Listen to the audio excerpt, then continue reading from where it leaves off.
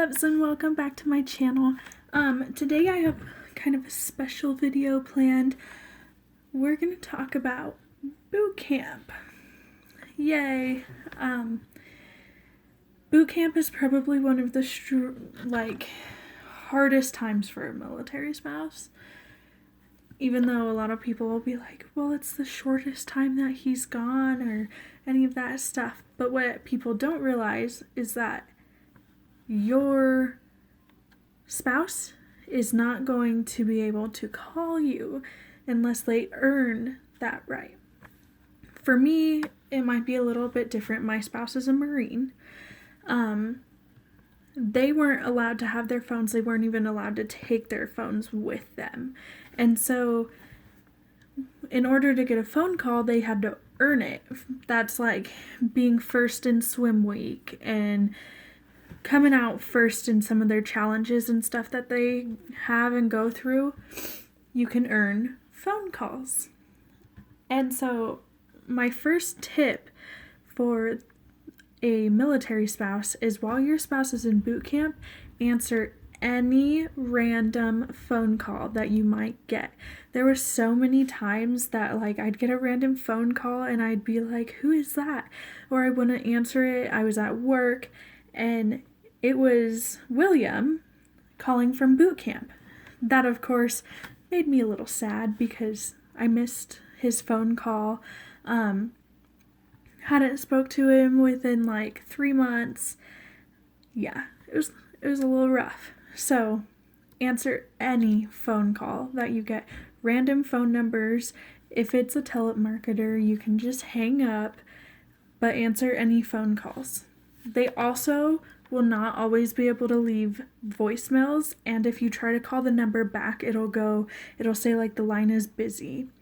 But that's just because they're only allowed to call you. You can't call them. My next tip for a military spouse going through boot camp is letters. Write them any chance that you get. You don't even understand how much these letters help your recruit through boot camp until you get letters back from them saying, that made my day, that changed my entire day, that helped me get through this workout we had to do, that, helped a lot. That being said, though, you can't write them until you get their first letter. So when they leave, make sure that they know that what your address is. If you're already married, let's hope that they know what your address is, but who knows? I know that Marines can take a little booklet, little, and you can write down addresses and stuff like that in there. So that's what William did. At the time when he left, he was 20, and we weren't even engaged. And so we weren't living with each other, nothing like that. So he wrote down his parents' address, he wrote down my address, and I think he wrote down his brother's. I'm not sure about that one. Their first letter can be anywhere from 1 to 3 weeks after they start boot camp. And during that time, let me forewarn you, you're going to feel like it is taking forever. And that is completely perfect to feel that way, because here you are, used to living life with this awesome person who is your spouse, and then all of a sudden they're not there, and it feels like forever, but it goes by quickly. It's really weird. It feels like the weeks fly by, all of a sudden you're on week 8 and you're like, how the heck did we get here? But the days drag. They drag so much. But what can help with that is, I know for Marines, they when they leave for boot camp, they give out what's called a matrix map. It's like the matrix map, and it kind of has like a day by day what they're doing and stuff. And that kind of helped me and his mom, because it was kind of funny. I'd go over to his mom's house and we'd be like, he's on this day, this is what he's doing today. And it was kind of awesome just to like be like, oh, this is what he's learning, this is what he's doing. It was also awesome because boot camp for Marines goes in phases. I think there's 4 of them. Yeah. And once that first phase is done, we were all kind of happy because we knew that for our Marine, that would probably be the hardest for him. Just the basic, like, getting used to boot camp, I guess. So it's kind of awesome to track and keep along and just be like, yay, he's finally finished with this phase, with this day, with this big event. When they went through the Crucible, I mean, that was awesome. The day that it said that it started, me and his mom were so happy because the end is near. It's so close. And so every day after that until the end of the Crucible, we'd always talk. We'd be like, oh my gosh, I wonder what he's doing. I hope he's doing good and all that. For those of you that don't know, a Marine, you enter the Crucible as a recruit, and you come out of the You come out of the Crucible as a Marine. And it's a really big moment in your military career. The next thing that can help spouses through boot camp is for Marines, there is Facebook pages that the boot camp kind of puts on. There's a photographer that'll follow through them and take pictures, and then they'll post it on this Facebook page. And it's kind of cool because you can see pictures of your recruit going through boot camp, doing the training, wearing the camis and all of that stuff. And it's just, it kind of makes your heart flutter a little bit, if you will. Because it gives you this overwhelming sense of being so proud of them, because they are going through hard times and they're overcoming it. They're learning how to get through it, and it just, being able to see that is everything. So I will try and find the link to those, and I'll leave it down below. I believe there's one for Paris Island and one for San Diego for Marines. I don't know about the other branches. I'm only speaking from my experience. Also on Facebook, there's a lot of support groups. Those support groups are for military spouses that have already gone through what you're going through, that are going through deployments, that are, there to help you. Those helped me so much because I could ask them questions, and the ladies who had already went through it would be like, oh yeah, this is what happens, and this happened to us, and expect this, and it helped so much. Sorry if you hear that, my dog is trying to get in. The next thing that really helps is countdowns. And I know that some of you might be like, that's crazy, because why would you want to count down and see how many days you have left? But trust me, once you hit that halfway mark and you see that you only have, that you have less days to go than you've already been through, it's like drinking a coffee. It gives you energy. It is crazy how awesome that feels. And once you start getting closer and it's 10 days left, and you're starting to get things together to pack and the plane tickets and all that stuff, it's oh my gosh, that was my favorite part, was getting to fly out there and knowing that in the next 2 days I would have him coming home with me, and that's like the best feeling ever. My Marine actually ended up getting hurt, so boot camp for Marines is about almost 13 weeks, so that's 3 months. He got hurt. He got an infection in his kneecap and had to be hospitalized. So he was there for 4 months.